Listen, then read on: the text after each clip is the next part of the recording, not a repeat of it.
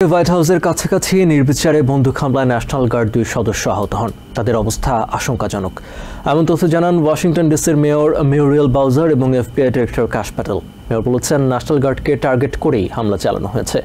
এছাড়া ক্যাশ প্যাটেল বলেছেন এফবিআইয়ের নেতৃত্বে এই ঘটনার তদন্তে একযোগে কাজ করবে department of homeland security, secret service, ATF এবং ডিইএ। তাছাড়া গুলিবর্ষণের ঘটনাকে সম্ভাব্য সন্ত্রাসী হামলা হিসেবেই বিবেচনা করা হচ্ছে।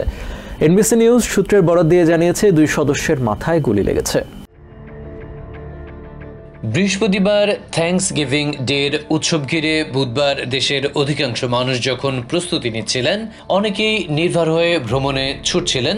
ঠিক এদিন দুপুর 2টার দিকে হোয়াইট হাউসের কাছে প্যাট্রোলরত 2 ন্যাশনাল গার্ড সদস্য অ্যাম্বুশ বা অতর্কিত হামলার শিকার হলেন।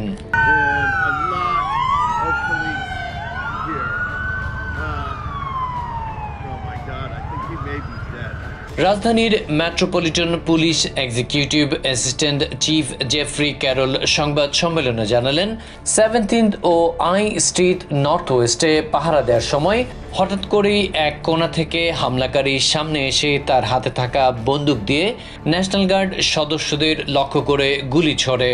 পাল্টা জবাব দেয় ন্যাশনাল গার্ডও, কিন্তু ততক্ষণে আহত হয়ে পড়ে তাদের 2 সদস্য।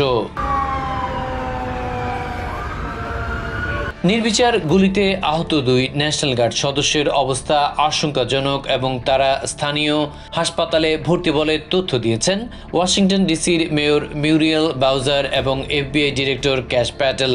বাউজার বলেছেন, ন্যাশনাল গার্ডকে টার্গেট করেই ওই হামলা চালানো হয়েছে। অন্যদিকে ক্যাশ প্যাটেল বললেন, এফবিআইয়ের নেতৃত্বে এই ঘটনার তদন্তে একযোগে কাজ করবে department of homeland security, secret service, ATF এবং ডিইএ।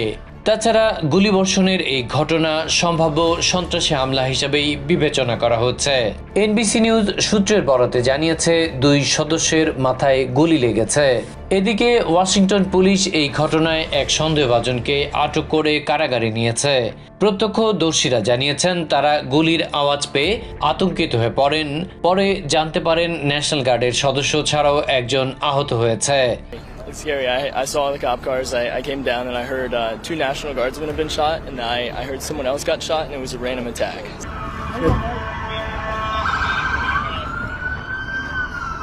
এই দিন হোয়াইট হাউসে ছিলেন না প্রেসিডেন্ট ডোনাল্ড ট্রাম্প। ফ্লোরিডা থেকে এক সামাজিক মাধ্যমের বার্তায় তিনি জানিয়েছেন, ন্যাশনাল গার্ড সদস্যদের পাল্টা গুলিতে হামলাকারীও আহত হয়েছে। আহত গুরুতর 2 ন্যাশনাল গার্ড সদস্য আলাদা হাসপাতালে চিকিৎসা নিচ্ছেন বলেও তথ্য দিয়েছেন president. So myself and other people started to run back down I Street. ওদিকে সেক্রেটারি অব ওয়ার পিট হেক্সেট জানালেন, গুলিবর্ষণের ঘটনায় রাজধানীতে আরো 500 ন্যাশনাল গার্ড সদস্য মোতায়েনের নির্দেশ দিয়েছেন president. We will never back down. We will secure our capital, secure our cities. In fact, this happened just steps away from the White House. It will not stand. And that's why President Trump এভাবে target করে হামলার নিন্দা জানিয়ে হেক্সেট বলেন, যখন Washington ডিসির অপরাধ ঐতিহাসিকভাবে কমে আসছিল, তখন এই ন্যাক্কারজনক হামলার ঘটনা ঘটেছে, যা কোনোভাবেই বরদাস্ত করা হবে না এবং অপরাধ দমনে আরও কঠোর পদক্ষেপ নেওয়ার ঘোষণা দেন war secretary. Adib Mohammad, TVN 24 news desk. New York থেকে সম্প্রচারিত TVN 24 টেলিভিশন বিশ্বজুড়ে বাঙালির কণ্ঠস্বর।